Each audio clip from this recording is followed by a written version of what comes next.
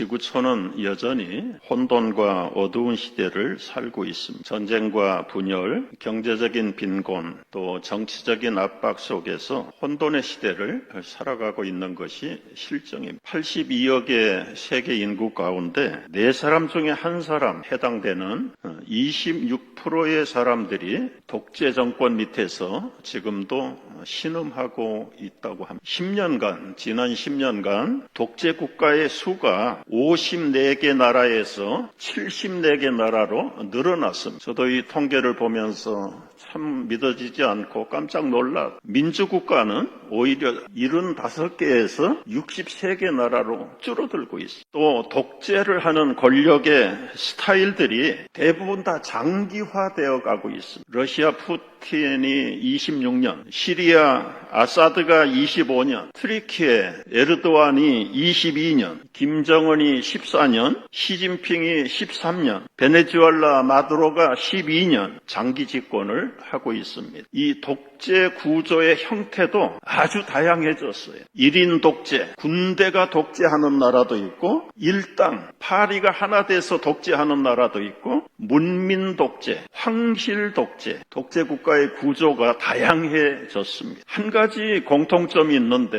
그들이 내세운 효원은 질서와 안정입니다. 그러나 결과는 뒤로 가서는 인권 유린, 생명 존엄성을 파괴하고 언론과 표현의 자유를 박탈하는 것이. 이 과학이 최대한으로 발전하는 시대에 교육과 삶의 질이 높아진 현실인데 어떻게 이렇게 불의와 악의의 행포가 늘어나고 있을까? 이 차제에 심각한 질문을 하고 싶다면 과연 하나님은 세계를 통치하고 계시는 것인지, 공의의 하나님이 살아계신다면 어떻게 이렇게 날이 갈수록 불의가 성행하고 악인들이 득세를 하는가? 이런 상황 속에서 교회는, 성도는 무엇을 하고 어떻게 살아야 할 것인가? 오늘 제 자신만 궁금한 게 아니라 지금 세계적인 정치적인 영적인 형편을 진단하면서 이 두 가지 문제에 대한 해답을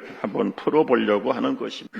우리가 이제 역사라고 하는 말을 정의할 때는 인류가 살아온 삶의 발자취와 흔적을 역사라고 말합니다. 그런데 이 역사를 바로 이해하기 위해서는 이 역사에 대한 관점을 바로 잡아야 됩니다. 역사관이라고 하는 것은 모든 사건과 사물을 바라보는 그 포인트, 이 관이라고 하는 것은 안경의 컬러에 해당되는 것입니다. 검은 안경을 낀 사람은 세상이 다 검게 보여요. 그린 컬러를 낀 사람들은 세상이 다 그린으로 보여요. 역사를 어떤 관점에서 보느냐에 따라서 그 역사의 질이 달라져요. 이 세상의 역사를 바라보는 관점이 많지 않습니다. 딱 2개밖에 없습니다. 하나는 세속적인 역사관을 통해서 역사를 평가하는, 이거는 주로 인간적인 중심, 유물론, 물질적인 역사관을 기점으로 하고 있습니다. 이 세속적인 역사에는 인류의 출발이나 시작은 모릅니다. 어디에서 왔다가 어디로 가는지도 모릅니다. 그냥 우연론, 때로는 계속 돌고 반복되는 순환론, 오히려 인간 중심, 힘이 센 사람이 권력을 잡은 사람 중심으로 이루는 것이 세속적인 역사관의 핵심입니다. 그 힘세던 강자들이 사라지면 역사는 허무하게 끝나는 것입니다. 목적이 없습니다. 의식이 없습니다. 그리고 방향이 없는 것이 세속적인 역사관입니다. 그러나 바람직한 역사관은 성경적인 역사관입니다. 인간의 삶이 역사가 아니라 하나님의 이야기가 역사입니다. 역사를 His 스토리라고 말하잖아요. 그 하나님이 창조를 어떻게 하셨고 하나님의 계획과 섭리 속에서 처음부터 나중까지를 다 통치하십니다. 그래서 성경은 하나님을 알파와 오메가 하나님이라고 표시합니다. 시작도 분명하고 끝도 분명합니다. 반드시 상벌이 있고 공의의 심판, 그리고 끝은 영원한 낙원의 해피엔딩으로 끝나는 것이 성경 역사관의 전부입니다. 그런데 문제는 창조주요 통치자이신 하나님이 살아계시는데 왜 악인들이 득세하냐? 왜 이렇게 악인들이 형통하는데 하나님은 그냥 방치해 두시는가? 우리가 볼 때는 그런 느낌이 많아요. 원리는 그렇다 치더라도 나타난 현실이 지금 그렇지 않냐. 오늘 이 문제를 우리가 좀 풀어보려고 하는 것이죠. 이 구약 시대에는 하나님의 통치 방법은 그저 간단하게 말씀하시면 율법 시대였습니다. 율법의 핵심은 do it, don't do it, 하라, 하지 말라. 하는 자는 복을 받을 것이고 하지 말라고 하는데 하는 율법을 어기는 자는 벌을 받는다. 아담이 하지 말라, 먹지 말라. 그런데도 순종하지 않고 먹어버려. 하나님의 법을 어겨버려. 그래서 심판을 받게 됩니다. 율법을 행하는 자는 상을 받지만 율법을 지키지 않는 자들은 벌을 받아요. 이게 심판입니다. 이 심판은 세 가지로 심판하셨어요. 1단계, 2단계, 3단계가 있는데 1단계는 기근을 보내고 흉년을 보냅니다. 그래도 돌이키지 않으면 2단계 질병, 전염병을 보내서 다 쓸어버려요. 그래도 돌이키지 않으면 전쟁을 일으켜서 이 강자들의 포로가 되도록, 그러면 마지막 가서 잘못했습니다, 회개합니다, 하나님께 돌아옵니다. 참 이 회개는 한 번으로 끝나면 좋은데 계속해서 순종했다가 조금 넉넉해지고 살만하면 다시 또 돌아가요. 이게 이 부패한 인간들의 본질. 계속해서 순종하면 좋은데 그 순종이 어느 순간에 불순종으로 바뀌어요. 회개는 일시적인 것뿐이고 정신을 차렸다가 다시 우상을 섬기고 하나님을 내버리고, 얼마나 하나님이 답답한지 인간 지으셨음을 후회하신 적도 많아요. 내가 인간을 만들어서 왜 이렇게 속을 새기는가 한탄하신다는 기록도 나오고, 하나님의 원래 계획은 영원한 진리와 영원한 생명 속에 도대체 왜 안 돼? 그래서 하나님께서 특별한 계획을 가지신 것이 내가 메시아를 보내야 되겠다. 메시아를 보내야 되겠다. 이 메시아로 오신 분이 바로 하나님이 사람의 몸을 입고 오신 예수 그리스도이십니다. 메시아는 유대인뿐만 아니라 이제는 세상의 만민을 구원하기 위해서 하나님이 사람의 몸을 입고 이 땅에 오셨습니다. 바로 이분이 예수 그리스도십니다. 예수 그리스도가 이 땅에 오실 때에 역사가 어떻게 달라지는가 한번 도표를 보겠습니다. 예수님이 출생하심으로 태초부터 영원토록 이어가는 역사의 색깔이 BC와 AD로 갈라집니다. BC는 Before Christ, AD는 Anno Domini. 이제는 예수님이 다스리기 전에, 그러나 예수님이 오셔서 세상 모든 인생과 만물이 그분의 손 안에서 다스림을 받습니다. 이게 라틴어로 Anno Domini라는 뜻입니다. 우리는 주님이 다스리는 해에 소속되어 있는데 몇 년 동안 지속됐습니까? 2025년째입니다. 그런데 문제는 오셔서 완전히 검은색이 흰색이 돼야 되는데 그런 것 같지 않아서 또 문제가 생기는 거예요. 여기에 이제 우리의 이해와 하나님이 계획하는 하나님 나라의 이해의 다른 점들을 여러분이 잘 발견하시고 차이점을 알아야 돼요. 하나님이 직접 다스리다가 답답하시니까 사람이 돼서 이 땅에 오신 예수 그리스도가 오셨는데 오셔서 싹 쓸어버리고 다시 시작하면 좋잖아요. 그렇게 하지 않아요. 맨 처음 예수님이 오셔서 하신 일을 보면은 마태복음 4장 17절에 이렇게 선포합니다. 다 같이 회개하라, 천국이 가까이 왔느니라. 이제 천국이 시작된다. 천국은 하나님이 다스리는 나라, 하나님이 통치하는 세상이 되었다. 천국 선포를 시작하면서 예수님의 공생애가 시작이 됩니다. 말씀드린 대로 예수님이 오심으로 연대가 바뀌었어요. 비포 크라이스트 시대에서 이제는 그분의 통치 아래 세상이 전개되어 가는 것입니다. 그리고 나서 첫 번째 하시는 일이 12 제자를 선택하십니다. 그리고 그 백성들과 함께 그 제자들과 백성들을 가르치기 시작하셨는데 마태복음 4장 23절의 말씀입니다. 예수께서 온 갈릴리에 두루 다니사 그들의 회당에서 가르치시며 천국 복음을 전파하시며 모든 병과 모든 것을 고치셨다. 그래서 이 가르치심, 티칭, 전파하심, 프로클램은 프리칭과 같은 거예요. 듣든지 안 듣든지 말씀을 선포하는 겁니다. 설교하는 것입니다. 그리고 약한 자, 병든 자를 힐링. 그래서 여러분, 예수님의 3대 사역, 티칭, 프리칭, 힐링. 이것이 예수님이 이 땅에서 하신 세 가지 사역. 다른 말로 하면 예수님이 다스리는 통치의 도구가 티칭, 프리칭, 힐링입니다. 우리가 생각하는 물리적인 변화가 아니에요. 세상에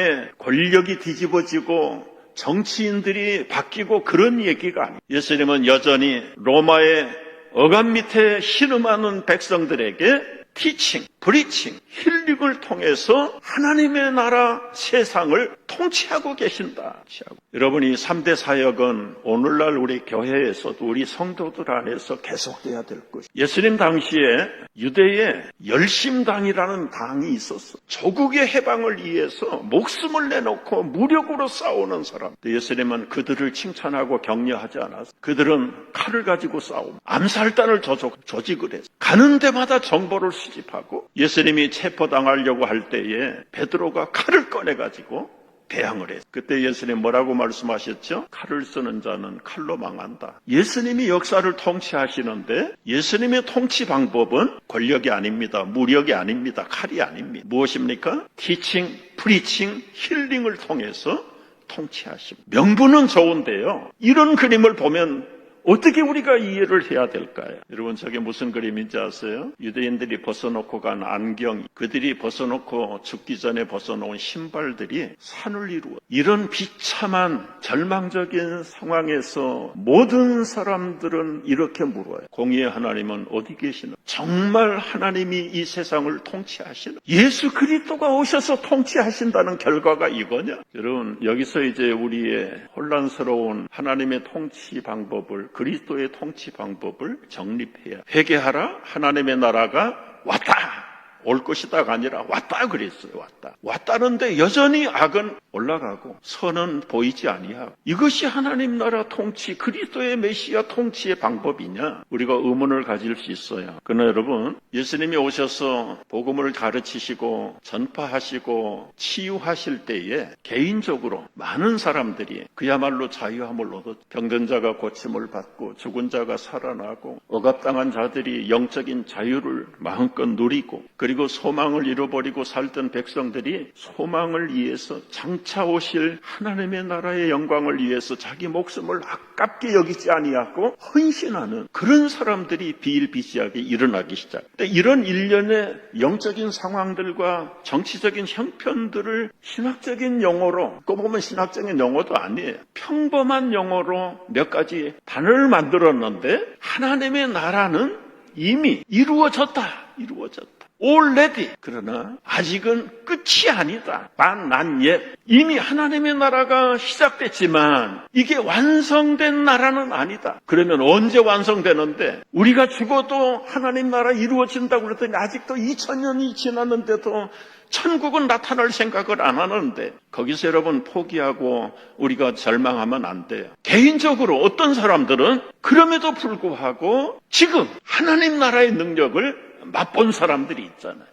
그걸 영어로 here and now. 주님의 재림이 임하시기 전에 이미 하나님의 예수 그리스도의 통치와 치유하심과 살리시고 고치시고 영원한 생명을 믿을 때에 지금 여기에서 우리는 천국을 경험할다. 그냥 흑백 논리로 예스면 예스고 노면 노모 이렇게 해 주시면 좋은데 그렇지 않습니다. 여러분, 이제 조금 더 생각을 해보세요. 이걸 군사적인 용어로 다시 설명하고 싶은데요. 군사적인 용어 가운데 D-Day라는 말이 있고 빅토리, V-Day라는 용어를 씁니다. 예수님이 십자가에서 죽으시고 부활하실 때를 D-Day라고 말씀을 합니다. D-Day는 작전을 시작하는 시간, 그날을 D-Day라고. 세계 1차 대전에서 가장 유명한 D-Day가 있다면 그건 연합군들과 더불어서 독일 싸우는 거예요. 독일과 일본이 두 팀이 돼가지고 한 팀으로 세계를 향해서 대전을 일으킨 게 1차 대전. 근데 1차 대전의 결정적인 D-Day가 무엇이냐 하면은 1944년 6월 6일 노르만디 상륙 작전을 1차 대전의 D-Day로 계산을 합니다. 연합군이 그 엄청난 철벽 같은 공격할 수 없는 노르만디에 상륙을 합니다. 그게 1944년 6월 6일인데 그게 군사적인 용어로서 D-Day의 대표적인 D-Day. 공격이 시작됐어요. 근데 그 공격이 D-Day가 승리할 때까지는 1년이 걸렸습니다. 1년. 1945년 5월 8일 날 일본은 8월 15일 날 항복을 하게 됨으로써 세계 1차 대전이 승리의 날로 끝납니다. 있습니다. 예수님이 마귀 사탄을 깨부시기 위해서 D-Day를 공격하셨어요. 그게 예수님이 죽으시고 부활하신 죄와 사망을 깨뜨리기 위해서 죄 없는 하나님이 대신 죽으신 그날이 D-Day입니다. 그리고 3일 만에 부활하셨습니다. 이 부활은 완전한 빅토리데이가 아니에요.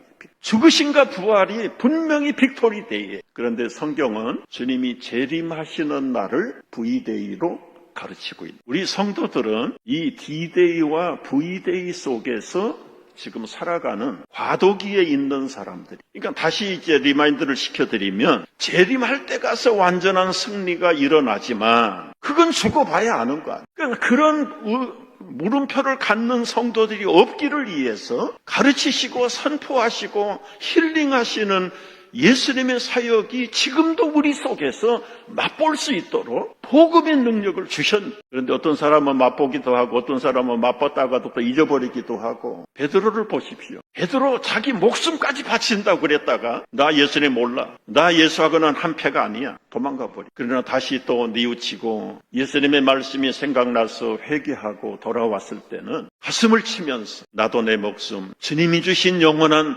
영생과 복음을 위해서 나도 내 생명을 바칩니다. 베드로를 비롯해서 모든 제자들이 십자가의 순교의 제물이 되어서 예수님 뒤를 따라가요. 우리가 육체적으로 물리적으로 볼 때는 다 실패한 사람 같지만 신앙적인 입장에서 볼 때는 자기 생명을 아까워하지 아니하고 예수님이 우리에게 가르쳐 주시고 치유해 주시고 주신 영원한 생명을 바라볼 때는 우리 생명 드려도 아깝지 않아요. 여러분, 이것이 복음의 능력이고 이 복음의 능력을 통해서 지금도 예수 그리스도는 세상을 통치하고 계세요. 따라서 우리 성도들은 D-Day와 영원한 재림의 V-Day까지 지금 과정 속에 있는 사람들. 그러니까 일률적으로 결론 내리면 안 돼요. 긴장관계 속에 살아야 되고 사모하고 열심히 말씀대로 따라가는 자들은 그야말로 복음이 선포되고 죽은 자가 살아나고 병든 자가 고침을 받는 것을 우리가 지금 here and now 여기서 기쁨으로 즐기면서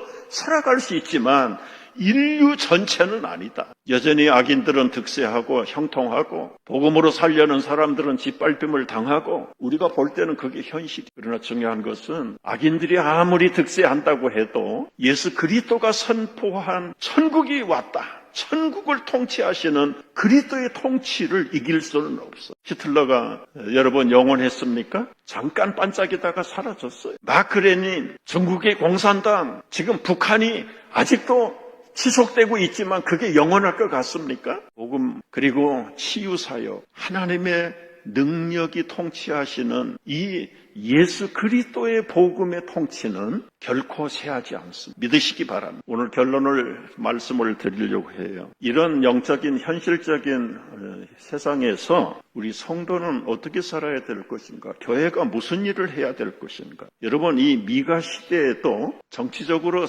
종교적으로 보면 형편이 없었던 시대입니다. 재판관들이 전부 뇌물을 받고 재판했어요. 선지자들이 점쟁이로 변했습니다. 돈을 주면 그들이 원하는 점괘를 내주는 게 선지자들이었어요. 하나님이 참고 참다가 참지 못해서 징계했는데 외국의 강한 군대들을 불러다가 이스라엘을 쓸어버립니다. 예루살렘만 빼놓고 46개 촌락이 다 정복을 당한. 그럼에도 불구하고 하나님은 선지자들을 통해서 야, 너희들 완전무장하고 가서 전쟁해라 그렇게 말하지 않았어. 나가서 데모해라 그렇게 말하지 않았어. 그 어려운 모순과 참 불의가 득세하는 세상, 의인들이 핍박을 당하는 세상에 내리신 결론이 뭐냐면 오늘 미가서 6장 8절 같이 읽어보십시오. 사람아, 주께서 선한 것이 무엇이기에 내게 보이셨나니 여호와께서 내게 구하시는 것은 오직 정의를 행하며 인자를 사랑하며 겸손하게 내 하나님과 함께 행하는 것이니라. 여러분, 여기서 세 가지를 하라고 말씀을 하죠. 정의를 행하라. 불의에 맞설 생각하지 말고 실천적인 저항을 외면하라. 지금 여러분, 구약의 하나님의 징계는요, 그 원인이 외국 군대에 있는 게 아니에요. 언약의 백성들이, 하나님의 백성들이 하나님을 하나님으로 섬기지 못하는 그 안타까움 때문에 참다가 외국 군대를 불러다가 매를 때리는 것. 그러니까 원인을 따져보면 아버지를 잘 섬겨야 되는 아들들이, 딸들이 아버지를 잘 섬기지 못하니까 외국 군대를 불러다가 징계를 하는. 회개하면 그 다음에 외국 군대를 사정없이 다 멸망시켜버려. 이게 하나님의 통치의 방법이었는데 지금 그렇게 하지 않고 여기서 하시는 말씀은 정의를 행하라. 정의를 행한다는 것이 너무 막연하잖아요. 근데 예루살렘 성도들이 하나님을 예배할 때 얼마나 타락하고 변질됐는지 하나님 앞에 제물을 드리는데 아주 1등품 염소, 양, 제물을 갖다 드려야 되잖아요. 이게 지나쳐서 잘못돼서 자기 아들들을 잡아가지고 하나님께 받아요. 여러분 이게 믿어지지 않지만 미가 시대의 현실이었어요. 결국은 그들이 하나님께 아들을 바친 게 아니라 그들이 섬기는 바알과 몰록에게 자기 아들들을 내가지고 잡아서 제물로 받아요. 말씀에 보면 천천의 순양이나 만만의 강물 같은 기름을 하나님이 기뻐하시는 헌금을 엄청 하긴 하는데 제물을 1000마리씩 바치는 사람들 있는데 그게 제사함을 받기 위한 열매인 줄 아냐? 너희들이 욕심으로 바치려는 그 헌금 그거 하나님 기뻐하지 않는다. 뭐라고 말씀합니까? 바른 회개, 하나님을 하나님으로, 말씀을 말씀대로 하나님을 섬기고 헌신해야지 자기 열심이 지나쳐가지고 자기 아들을 잡아서 제물을 삼는 엉터리 같은 헌신을 하나님이 왜 받으시겠냐? 여러분 정의는 단순히 법을 지키는 것이 먼저가 아니고 하나님의 질서를 지키고 하나님의 공의를 따르는 것이 선지서 전체를 통해서 강조하는 게 무엇입니까? 약자를 보호하고 억울한 자를 함께 도와주는 교회가 침묵하지 않으면서도 불의를 맞서는 것 밖에서 시작하지 말고 내 안에서 우리 안에서 하나님의 정의를 해. 두 번째는 인자를 사랑하라고 해요. 상처 입은 세상 하나님의 자비를 흘려보내라는 것입니다. 서로 공감하고 회복하고 함께 울면서 함께 걸어가는 그 자비의 사랑의 실천이 필요합니다. 비평하고 데모하고 조직을 만들고 사회운동을 하고 그거 이전에 성도들이 다 믿음을 잃어버리고 수많은 가시에 찔려서 아파하고 울고 싶은데 교회 와서도 울지 못하는 이 아픈 가슴을 드러낼 많은 형제자매가 보이지 않고 그러면서 자기들만 걸어간 척 이것이 하나님 앞에 이웃들 앞에 얼마나 가스로운 일이 객관적인 얘기지만 여러분 히틀러를 일으킨 것은 독일 교회를 심판하는 거예요. 우리 일본을 보내서 조선을 침략했던 것도 어둠 속에서 깨어나지 못하는 민족들을 깨어나게 하시는 하나님의 복음의 선포가 시작되는 하나님의 통치의 방법은 불신자에게 있지 않습니다. 자기 아들이 아들답게 사는지 못 사는지 이게 하나님의 통치의 핵심적인 방법입니다. 주변의 악인들과 강대국은 필요할 때 불러다가 쓰는 도구들이에요. 당신의 아들들이 정신을 차리고 하나님을 하나님으로 백성답게 살 때는 이 강자들을 하나님께서 다 전멸시켜버려요. 겸손하게 행하는 것, 이 겸손이 정치적인 처세법이 아닙니다. 세상 기준이 아닙니다. 영적인 분별력을 가지고 겉보다 속을 꿰뚫어 볼 수 있는 하나님이 교회가 나에게 맡겨주신 사명이 무엇인가를 바로 잘 해독하면서 불러주신 직분보다 오히려 이루시기를 원하시는 그 직분의 사명이 무엇인가를 다시 한번 제자리를 찾아서 교회 앞에 하나님 앞에 바로 서는 것, 이웃들 앞에 바로 서는 것 이것이 지금도 하나님이 통치하시고 다스리시는 하나님의 통치. 우리는 결론 중에 결론이 무엇입니까? 이미 십자가의 D-Day는 시작되었어요. 주님의 재림 V-Day까지 우리가 갈 길이 있습니다. 해야 될 일이 있습니다. 올레디 다 이루셨지만 그러나 난 옛 아직은 끝이 완성되지 않았어요. 내 믿음의 연약함에 속지 마시고 지금 여기에 임하시는 Here and Now 주시는 복음의 능력을 맛보게 해도 충분합니다. 충분해. 여러분이 하나님 그리스도의 통치의 양면성을 굳게 이해하고 붙들고 이미 이루신 하나님의 복음의 능력 완전히 완성되진 않았지만 그러나 지금 믿는 자들 속에 임하시는 하나님의 통치의 생명과 진리의 영혼이 우리의 삶과 우리 교회 안에 풍성하기를 주의 이름으로 축복합니다.